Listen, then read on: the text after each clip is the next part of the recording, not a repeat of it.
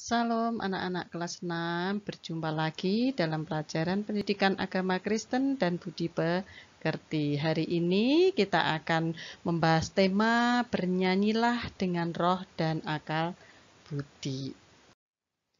Nah, anak-anak coba perhatikan gambar apa ini? Ya, mereka sedang bernyanyi bergandengan tangan. Coba anak-anak menyanyi bersama-sama dengan Bu Reni ya. Hari ini ku rasa bahagia berkumpul bersama saudara seiman. Tuhan Yesus telah satukan kita tanpa memandang di antara kita. Bergandengan tangan dalam kasih, dalam satu hati, berjalan dalam terang kasih Tuhan.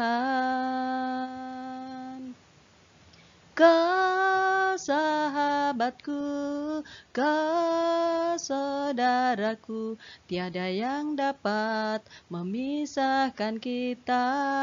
Oh, kau sahabatku, kau saudaraku, tiada yang dapat memisahkan kita.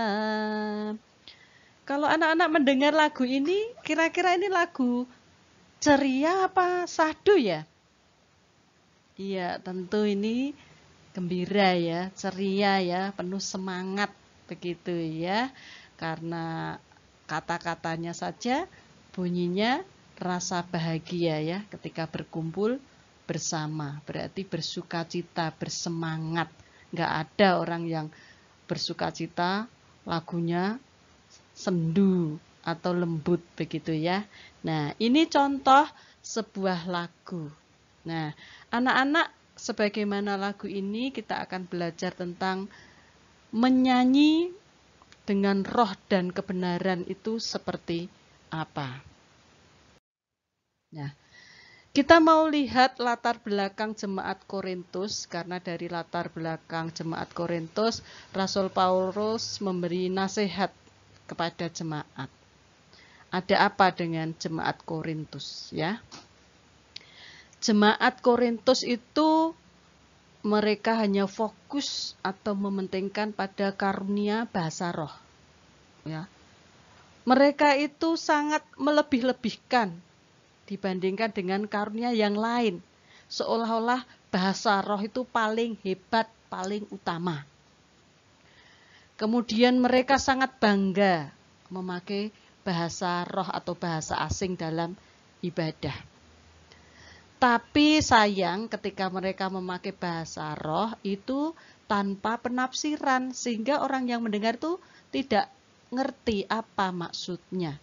Ini yang menyebabkan Rasul Paulus memberikan nasihat kepada jemaat Korintus.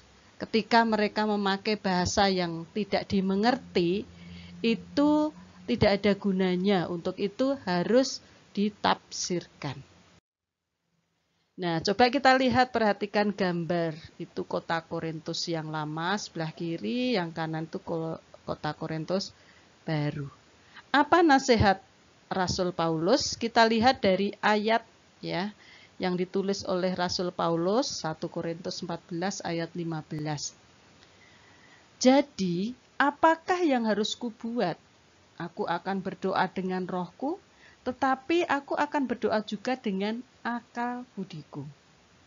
Aku akan menyanyi dan memuji dengan rohku, tetapi aku akan menyanyi dan memuji juga dengan akal budiku. Perhatikan yang merah ini ya, rohku dan akal budiku. Tidak bisa berdiri sendiri-sendiri. Tetapi dalam pertemuan jemaat, aku lebih suka mengucapkan 5 kata yang dapat dimengerti untuk mengajar orang lain daripada beribu-ribu kata dengan bahasa roh tetapi tidak dipahami. Jelas ya kalimat ini? Untuk apa kita mendengarkan sesuatu tapi tidak mudeng artinya?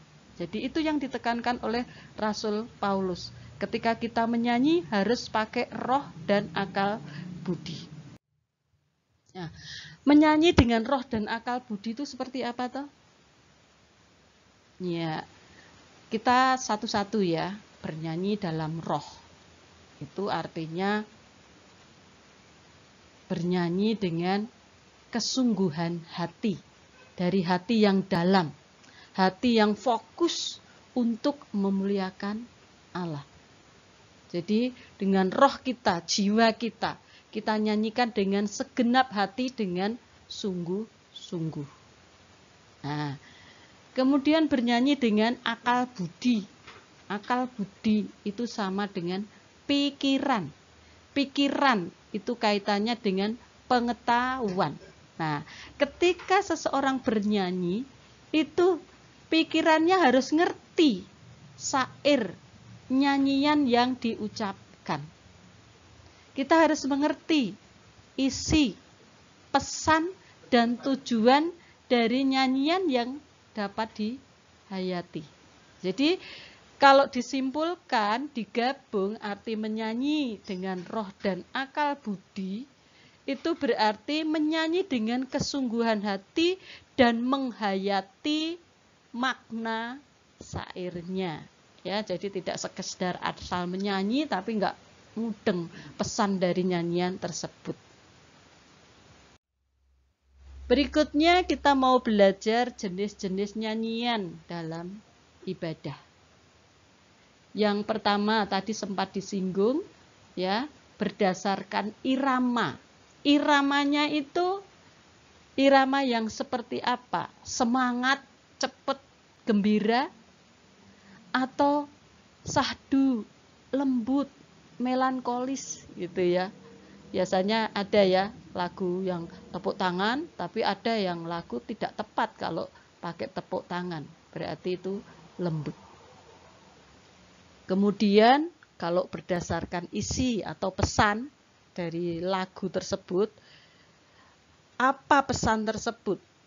Nyanyian itu bisa merupakan penyembahan kepada Allah, pujian kepada Allah, mengagungkan Allah yang baik, Allah yang besar, Allah yang maha kuasa, gitu ya.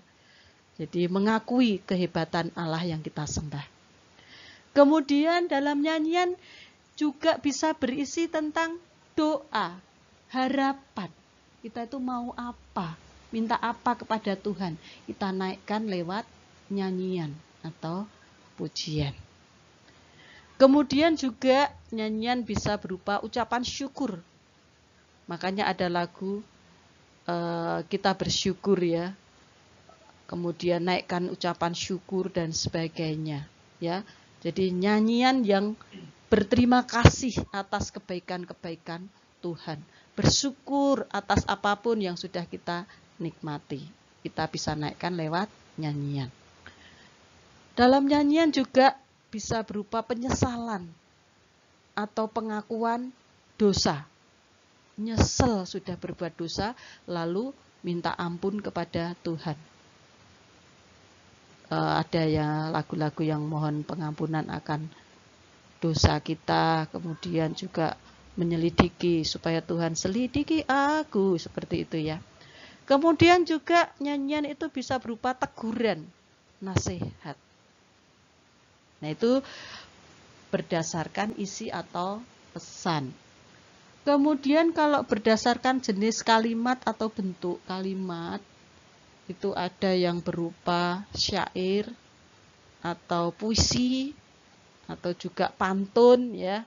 Jadi itu bentuk kalimatnya. Itu jenis-jenis nyanyian dalam sebuah ibadah.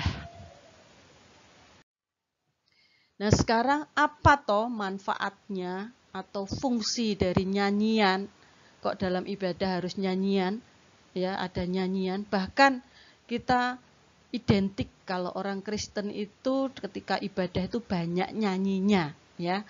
Bahkan pengakuan iman aja ada nyanyiannya seperti itu ya.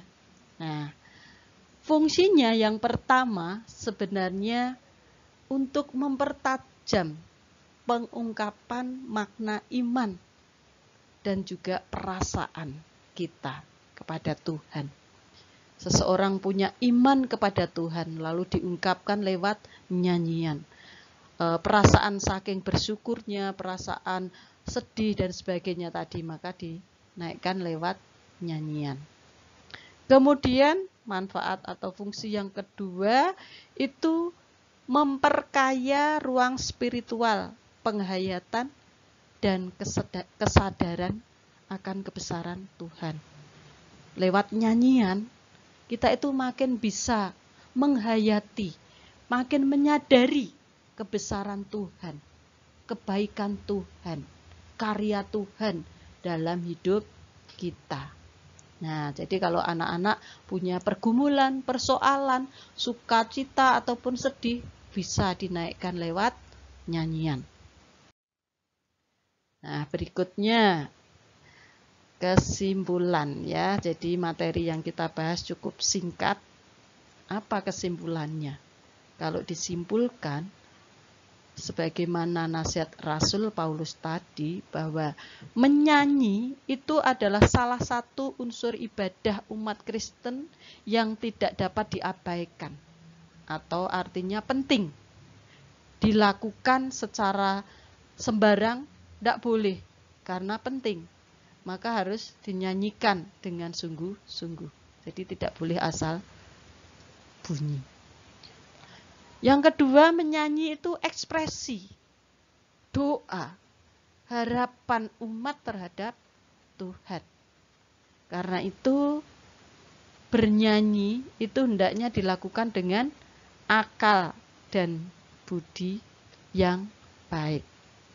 Demikian juga nyanyian itu diciptakan dengan akal budi yang baik, agar melalui nyanyian dan kegiatan bernyanyi, orang yang bernyanyi, orang yang mendengarnya itu ditolong untuk memahami karya Allah yang selalu baik dalam kehidupan kita ya. Jadi menyanyi dalam kekristenan itu tidak boleh diabaikan, tapi sangat penting dan harus dinaikkan dengan sikap yang sungguh-sungguh. Untuk itu anak-anak, sebagai refleksi, kalau selama ini anak-anak ketika menyanyi dalam ibadah kurang sungguh-sungguh, yuk kita perbaiki ya. Kita harus belajar sungguh-sungguh menaikkan pujian itu kepada Tuhan. Dan kita juga harus pahami isi atau pesan dari syair nyanyian tersebut. Begitu ya anak-anak. Nah, untuk kalian tugas yang pertama, kerjakan buku siswa halaman 22. Ya, di buku siswa itu ada kolom-kolom. Ada judul nyanyian, ada jenis kalimat, ada jenis lagu, ada isi pesan. Tolong ditulis di buku tugas, tidak boleh difotokopi. Ya, ditulis di buku tugas, dibuat kolom. Nah, kerjakan 5 lagu saja. Kalau yang sudah tertulis di contoh itu jangan ditulis lagi ya. Tapi kerjakan, kalian buat 5 saja. Jenis kalimatnya apa, jenis lagunya tadi gembira atau lembut, isi pesannya apa. Bebas ya. Pokoknya lagu rohani Kristen. Begitu ya anak-anak. Kiranya apa yang kita pelajari sangat bermanfaat dan anak-anak mampu memahami dan selamat mengerjakan tugas. Tuhan Yesus memberkati. Amin.